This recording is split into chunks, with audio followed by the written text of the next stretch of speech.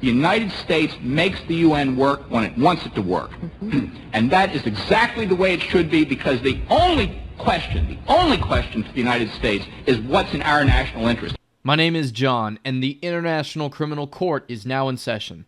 It is November 24th, 2024, and once again, as always, we are going to look at the situation within Ukraine.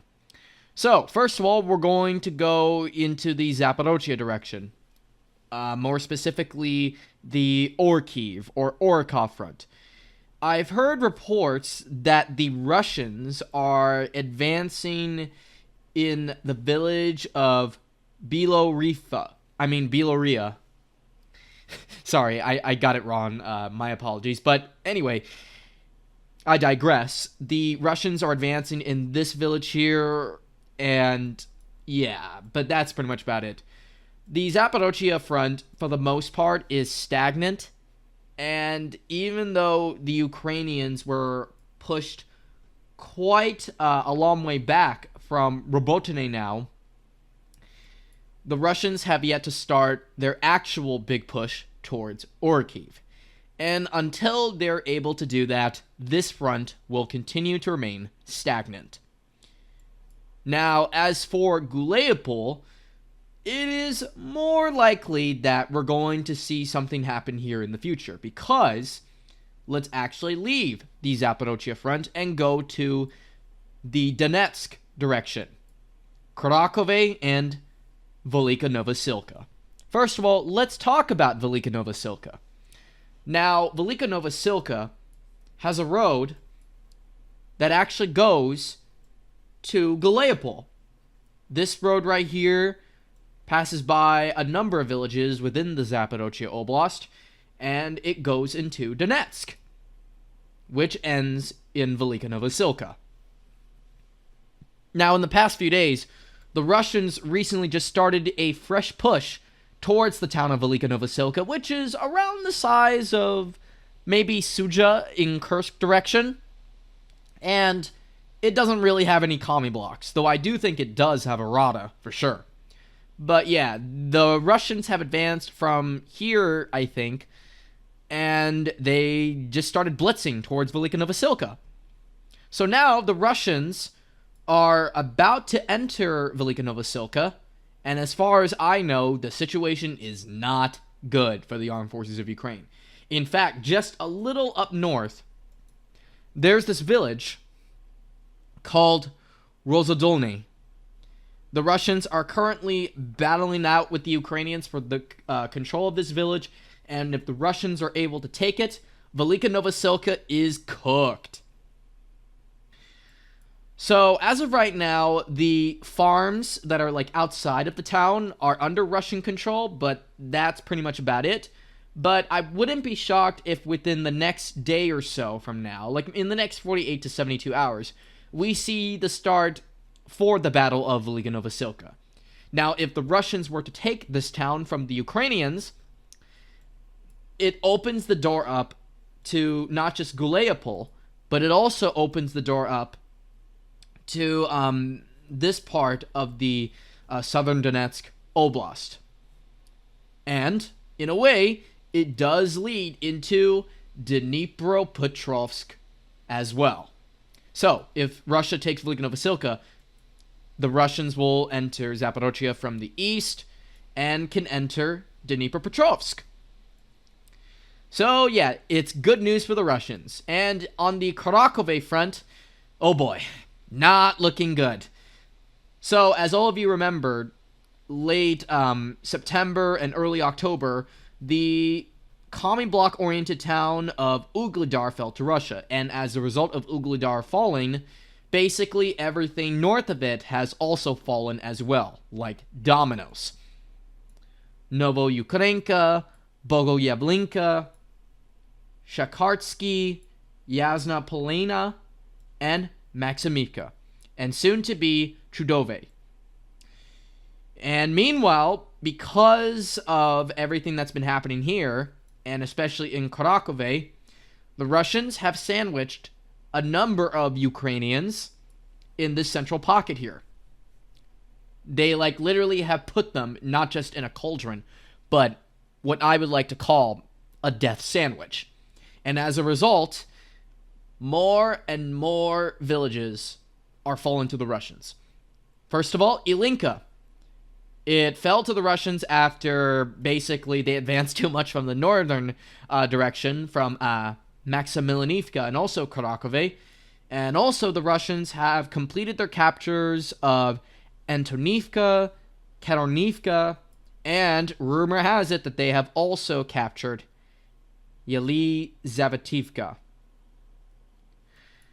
And it's not looking any better also in Romanivka as well.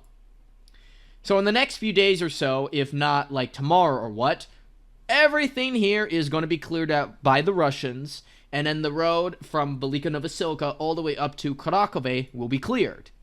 Though I bet even after this is all gone, the Russians will keep the push going until, like, I guess the village, like farming village of Andriivka. But I don't know. The battle for Kharkov is at its decisive phase, and because of what's been going on in this entire area as of late, do not be shocked if Kharkov falls sometime maybe this week or next. 1 to 2 weeks is how much I would give Kharkov, bearing somehow of a defensive miracle by the armed forces of Ukraine. The town is literally about to collapse to the Russians, and as a result, the Ukrainians that are here all along this entire strip, like on the river, like the Suki Yali River, they're going to all have to evacuate to Andriivka, to Pokrovsk, or even further westward into Dnipropetrovsk Oblast. So yeah. But anyway, looking at Kharkov, which we've been talking about, look at that. So the Russians have taken complete control over the eastern neighborhoods of Kharkov and are now literally in the town center.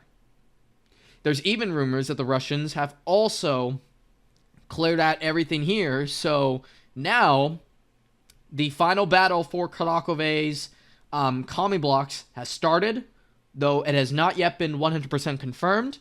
But what I suspect will happen in the coming days is the armed forces of Ukraine will see the writing on the wall, and after they blew up the dam last week or so, I believe that they will not put up a long fight for Kharkov. It's logistics-wise, a massive nightmare, and I just don't think they're going to put themselves up to such a fight, because it would just be downright stupid. Like, not only would a lot of their guys get killed, but they would be wasting a lot of hardware and ammunition too. And for that reason, I think the Ukrainians are going to leave Kharkov mostly without a fight. In fact, the grain elevators, which is here in this area, have already been reportedly been taken by the Russians.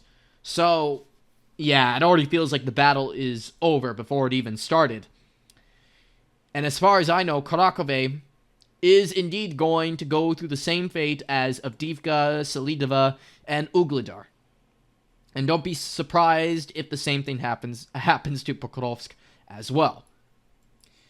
There's also reports that Berezhki is now also under full Russian control, which means that Russians will be able to see Kharkov from the northern section, and they should be able to bombard the power plant here without that much of an issue.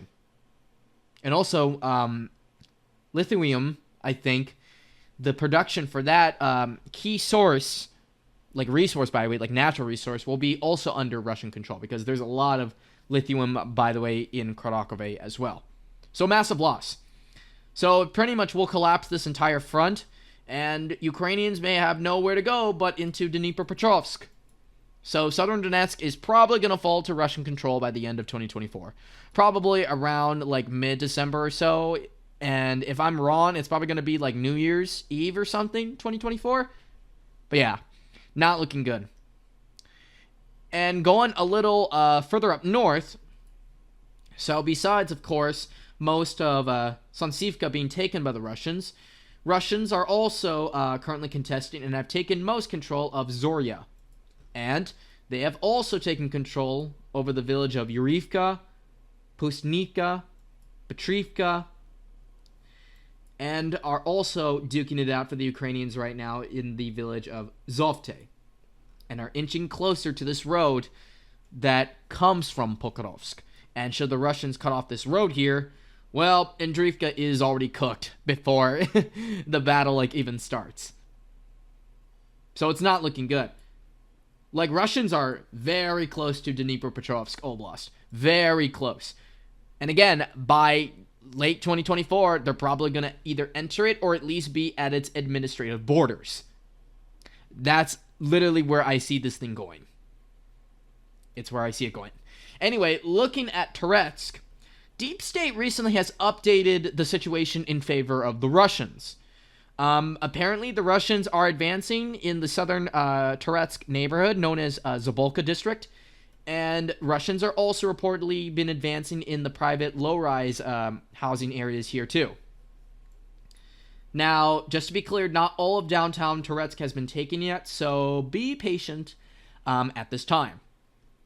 But yeah, Toretsk is not looking good for the Ukrainians either, and going a little further up north, we haven't really received any major information from Chasiv Yar since the Russians entered the town center itself, but I'm believing that it's probably going to take another month or two before Chasiv Yar is completely taken by Russia. And then, let's see, we're going to skip Siversk because there's nothing going on up there. Apparently, there is a report that the Russians have re-entered the village of Torsk and have taken the central part, though not most of the village itself. And then, going a little further up north, Ukrainians attempted to counterattack the Russians and expel them from the village of Terny again, but it doesn't look like that counteroffensive has really been successful too much right now. And then going a little further up north, the Russians have taken the village, supposedly. It's mostly in the gray zone, but it's likely, at this point, plausible, that Kopanki has fallen to Russia, too. So that gives them basically a clearance to go for the town of Borova in far eastern Kharkiv or Kharkov Oblast. And then, on the Oskar River, not much really going on here, but I did hear reports that between the villages of Dvorichna and Novomilinsk, the Russians have reportedly crossed this river here somewhere, in these forested areas, which would be the first time they are on this side of the Oskar River in 2 years. But keep that, obviously, with a grain of salt, or take the news with a grain of salt, because, obviously, it could be fake, or such and such. Whatever, you get the point. No updates from the Volchansk front or the Lipsy front, so we can forget that. And finally, we're going to conclude the video with talking a bit about Kursk. The Russians have started another counteroffensive again to retake all the areas they lost in Kursk, and it is now confirmed that both Durinos, Nikolaevo Durino and Durino proper, have all been taken by the Russians. And also, the Deep State UA has also confirmed that the Ukrainians are shrinking more and more throughout Kursk, and the only area of advance where the Ukrainians have had as of late within Kursk Oblast is north of the village of Martinovka. But otherwise, Kursk looks pretty cooked too, because as soon as these two villages are taken, Libidivka and Siverdilikovo, then the battle for Suja will actually start. Or the second battle of Suja, that is. So yeah, that's going to pretty much do it for today's video, everybody. Not as long as the others, but I hope it was informative enough for all of you to process. And I will see you all next week. So I hope all of you have a great night and stay safe. Have a good one. Peace.